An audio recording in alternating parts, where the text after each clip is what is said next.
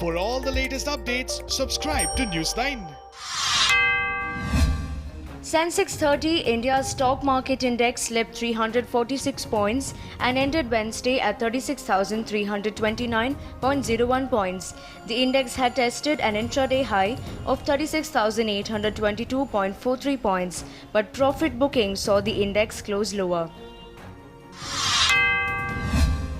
The Indian rupee closed marginally lower at 75.01 against the US dollar on Wednesday.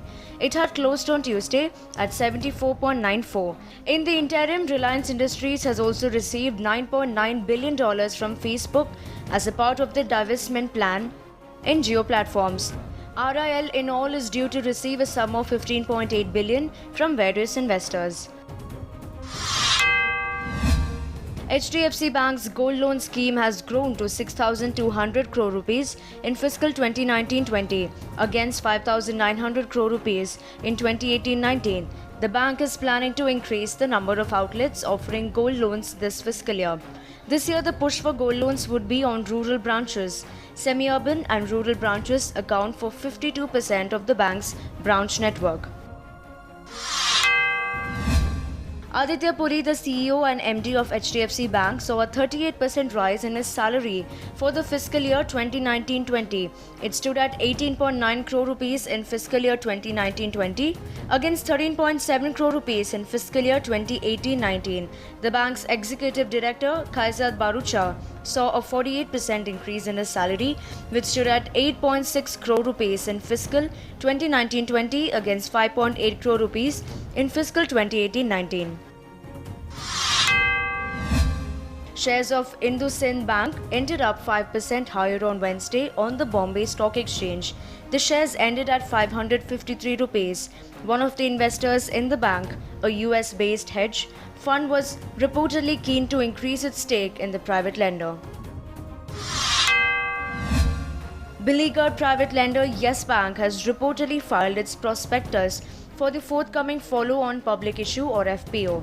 The bank, in which SBI has a 48% stake, intends to raise a sum of 15,000 crore rupees through the FPO. The likely range per share in the FPO is expected to be 12 to 15 rupees.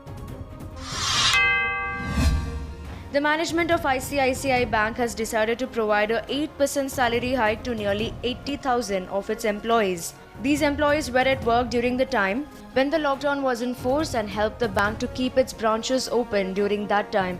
The salary hike will be effective from July onwards. Silver September futures continue to trade above the 50,000 rupees per kg level. It breached this level in late evening trade on July 7th. It hit a contract high of 50,520 rupees per kg. However, investor sentiment continues to be dominantly skewed towards sell than buy. The prospects of nearly 4 lakh Keralites jetting back home is unnerving the Kerala government. Kerala is expected to see a further contraction in inward remittances. This is pegged at $500 million due to the Kuwaiti issue. In 2019, Kerala's share of inward remittances stood at $15.9 billion, but that is expected to shrink to $12.25 billion in 2020.